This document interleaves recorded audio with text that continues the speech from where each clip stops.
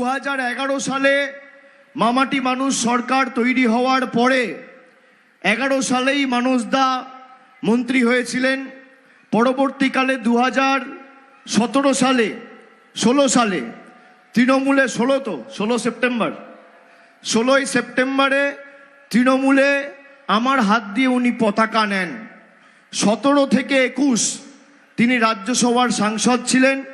পরবর্তীকালে উপনির্বাচনের সময় তার সহধর্মিনী অর্ধাঙ্গিনী গীতারানী ভূঁইয়া এখানে প্রায় 62,000-এর বেশি ব্যবধানে জিতেছিল, আপনারা জিতিয়েছিলেন। সবং আর মানস ভূঁইয়া সমর্থক, তিনি 6 বার নির্বাচিত হয়ে বিধানসভায় গেছেন। তার প্রার্থী পরিচিতি নিয়ে নতুন করে বলার কিছু নেই। টানা 43 বছর মানুষের সেবা করেছেন। 1968 সালে কলকাতার NRS মেডিকেল কলেজ থেকে MBBS পাশ করেছেন। সবং এলাকা থেকে মোট এখনো পর্যন্ত 6 বার বিধায়ক হয়েছেন। এর সাথে শুধু রাজনৈতিক পরিসরে নয়, নিজের বাড়ি এবং দলীয় কার্যালয়তেও যদি কেউ আসে খালি হাতে ফেরান না, বিনা পয়সায় এখনো রুগী দেখেন। প্রতি বছর দুস্থ শিক্ষার্থীদের পড়াশোনায় সাহায্য করেন। অর্থনৈতিকভাবে পিছিয়ে পড়া যুবক যুবতীদের তার সামর্থ্য অনুযায়ী সাহায্য করেন।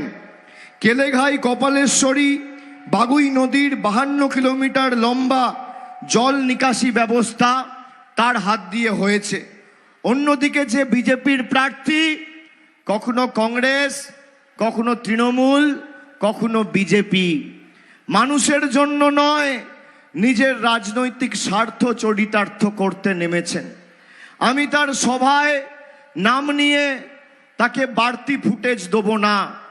যারা 10 বছর মানুষের পাশে দাঁড়ায়নি, যাকে বিজেপির সবংয়ের লোকেরাই মানছে না, বিজেপির নেতাকর্মীরাই মানছে না, যাকে বিজেপির কর্মীরাই সমর্থন করছে না, তিনি তো লড়ার আগেই 10 গোল খেয়ে গেছেন। 4 তারিখ যখন ফল বেরোবে তখন বুঝতে পারবেন। আমি গতকাল রাতে কিছু তথ্য পেয়েছি। এখানে সবংয়ে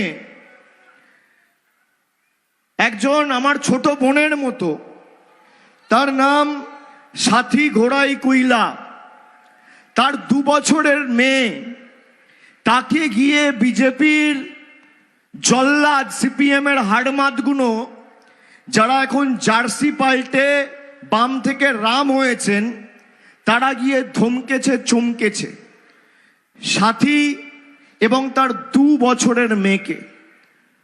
তার নাম সাথী ঘোড়াই কুইলা, তার স্বামীর নাম শান্তনু কুইলা। আমরা ইতিমধ্যে কমপ্লেন লজ করেছি।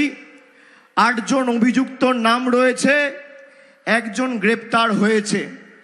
আমি আস্থা রাখি জেলা প্রশাসনের উপর।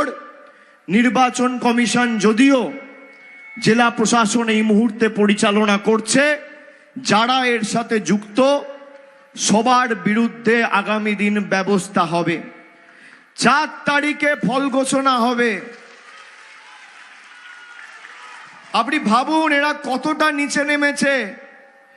একটা মেয়ে, তার 2 বছরের মেয়ে, একটা মহিলা, একজন নারী তার 2 বছরের বাচ্চার সামনে তাকে হুমকি দেওয়া হচ্ছে, চমকানো হচ্ছে, শাসানো হচ্ছে, ধমকানো হচ্ছে। তার পাশে সে শুয়ে রয়েছে, তার পাশে আমি দেখছি তার 2 বছরের মেয়ে কাঁদছে।